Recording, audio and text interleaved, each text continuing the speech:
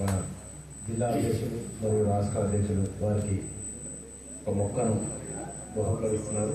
స్వీకరిస్తున్నందుకు ప్రత్యేకంగా ధన్యవాదాలు సార్.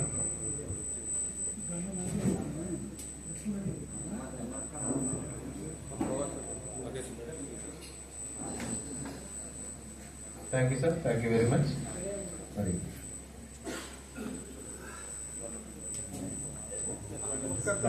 రాష్ట్ర అధ్యక్షుల వారు తమ ప్రసంగాన్ని కంటిన్యూ చేస్తున్నారు. కూర్చున్నాం.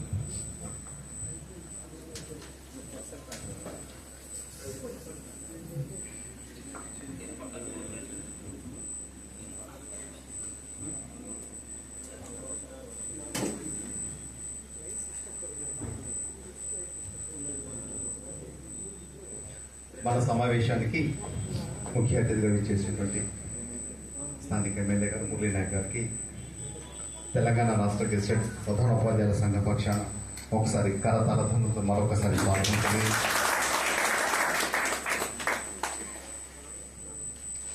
విద్యాశాఖ పక్షాన ప్రధానోపాధ్యాయుల పక్షాన కొత్తగా ప్రభుత్వం ఏర్పడిన తర్వాత మాకు చాలా సమస్యలు తీరాయి. 2 దశాబ్దాలుగా పాఠశాల విద్యా వ్యవస్థ ఎన్ని ఇబ్బందులు ఎదుర్కొందో,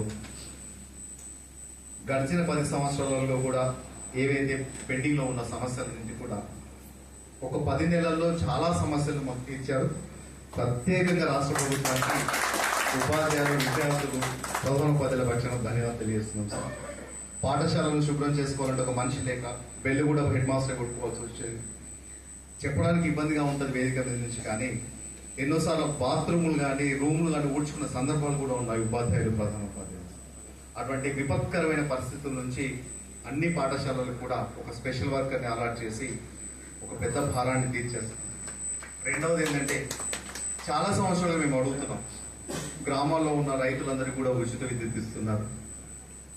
పాఠశాలలన్నీ కూడా గ్రామాలలో ఉంటే గ్రామంలో ఒక పాఠశాల ఉంటుంది. 100 మంది రైతులకు ఉచిత విద్యుత్ ఇస్తున్నారు. అట్లాగే ఆ 100 మంది రైతులలో ఈ పాఠశాల కూడా ఒక రైతు అనుకోండి, ఈ పాఠశాల కూడా ఉచిత విద్యుత్ ఇవ్వండి. ఆ రైతుల పిల్లలే మా పాఠశాలలో ఉన్నారు కాబట్టి అది కూడా మేము చాలా సంవత్సరాల నుంచి అడుగుతున్నాం.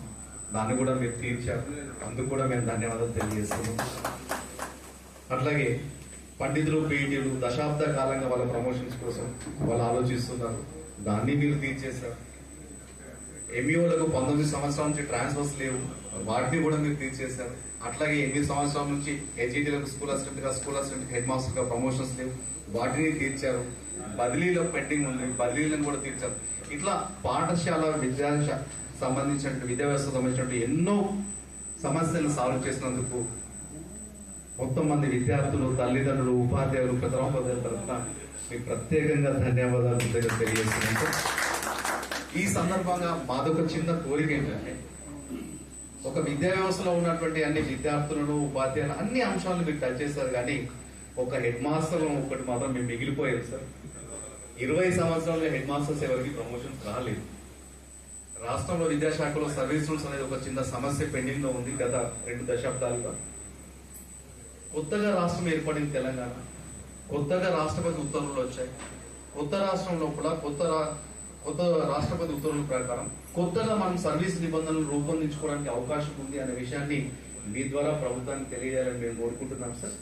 సర్వీస్ రూల్స్ కనుక ఏర్పాటు చేసినట్టయితే మనకి డైట్ కాలేజ్లలో ఎక్కడ కూడా లెక్చరర్స్ లేవు, అట్లాగే కాలేజ్ ఆఫ్ టీచర్ ఎడ్యుకేషన్ లో కూడా ఎక్కడ లెక్చరర్స్ లేవు, కాలేజ్ ఆఫ్ ఫిజికల్ ఎడ్యుకేషన్ లో కూడా ఎక్కడ లెక్చరర్స్ లేవు. 20 సంవత్సరాలుగా మొత్తం అవన్నీ ఖాళీగా ఉన్నాయి. అట్లాగే మన పాఠశాల విద్యా వ్యవస్థ కూడా మండల స్థాయిలో కానీ, డివిజన్ స్థాయిలో కానీ, జిల్లా స్థాయిలో, జోన్ స్థాయిలో, మల్టీ జోన్ స్థాయిలో, ఈ అన్ని స్థాయిలలో కూడా ఖాళీలో ఉన్నాయి. మీ ద్వారా ప్రభుత్వాన్ని మేము కోరేది ఏంటంటే, ఒక్కసారి సర్వీస్ రూల్స్ అంశాన్ని కనుక సెట్ చేసినట్టయితే ఈ అన్ని ఖాళీలను కూడా మనం ప్రమోషన్స్ ద్వారా నింపుకున్నట్టయితే విద్యా వ్యవస్థ పూర్తిగా పటిష్టంగా మారి, మానిటరింగ్ సిస్టమ్ పటిష్టంగా మారి వ్యవస్థ చక్కగా నడుస్తున్న విషయాన్ని మీ ద్వారా ప్రభుత్వాన్ని మేము కోరుతున్నాం సార్. ఒక 2 చిన్న పాయింట్స్ చెప్తాను నేను. మనకి మండల స్థాయిలో మనం ఎంఈఓ అని పిలుస్తాం సార్. వాస్తవానికి ఏంటంటే ఎంఈఓ పోస్ట్ మండల స్థాయి పోస్ట్ కాదు సార్. అందరికి ఏంటంటే అది మండల స్థాయి అధికారి అని మనం అనుకుంటున్నాం, కానీ వాస్తవానికి అది మండల స్థాయి పోస్ట్ కాదు. ఎందుకంటే ఎంఈఓ ఒక ప్రాథమిక పాఠశాలను ఇన్స్పెక్ట్ చేయగలుగుతారు, కానీ హై స్కూల్కి వెళ్ళి తను ఇన్స్పెక్ట్ చేయలేదు. కాబట్టి మనము హెడ్ మాస్టర్స్ ఆర్గనైజేషన్ నుంచి మనం ప్రభుత్వాన్ని ఏం కోరుతున్నామంటే ఆ ఎంఈఓ పోస్ట్ను అప్గ్రేడ్ చేయమని. అప్గ్రేడ్ చేస్తే హెడ్ మాస్టర్ కంటే పై స్థాయికి కనుక అప్గ్రేడ్ చేసినట్టయితే ఆ ఎంఈఓ మండలంలో ఉన్న అన్ని పాఠశాలలను కూడా ఇన్స్పెక్ట్ చేయడానికి అవకాశం ఉంటుంది. ఆ పోస్టుని ప్రధానోపాధ్యాయుల నుంచి సీనియర్ ప్రధానోపాధ్యాయునికి ప్రమోషన్ ఇవ్వడం ద్వారా నింపాల్సిందిగా కోరుతున్నాం. అట్లా చేసినట్టయితే మనకి రాష్ట్రంలో ప్రస్తుతానికి 626 మండలాలు ఉన్నాయి. కాబట్టి 626 ఎంఈఓ పోస్టును అప్గ్రేడ్ చేసినట్టయితే 626 మండలాలలో పూర్తి స్థాయి మానిటరింగ్ ఏర్పడుతుంది. అట్లాగే విద్యార్థులకు మంచి విద్య అందించడానికి అవకాశం ఉంటుంది సార్. ఇది ఒకటి.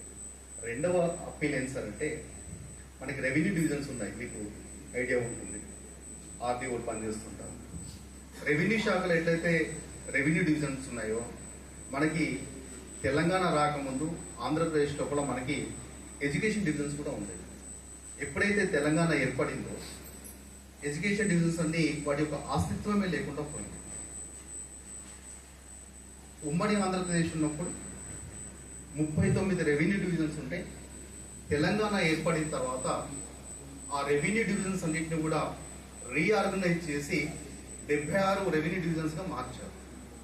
మరి ఉమ్మడి ఆంధ్రప్రదేశ్ ఉన్నప్పుడు తెలంగాణ ప్రాంతానికి 44 ఎడ్యుకేషన్ డివిజన్స్ ఉన్నాయి. వాటిని కూడా తెలంగాణ ఏర్పడిన తర్వాత రీఆర్గనైజ్ చేసి ఒక 100నో 120 ఎడ్యుకేషన్ డివిజన్స్ ఏర్పాటు చేయాల్సింది ఉండే.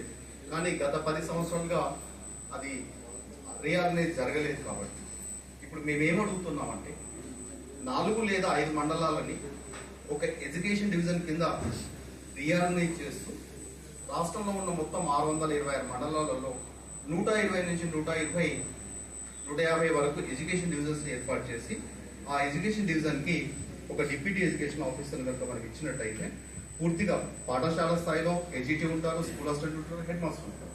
మండల స్థాయిలో మనం అప్గ్రేడెడ్ ఎంఈఓ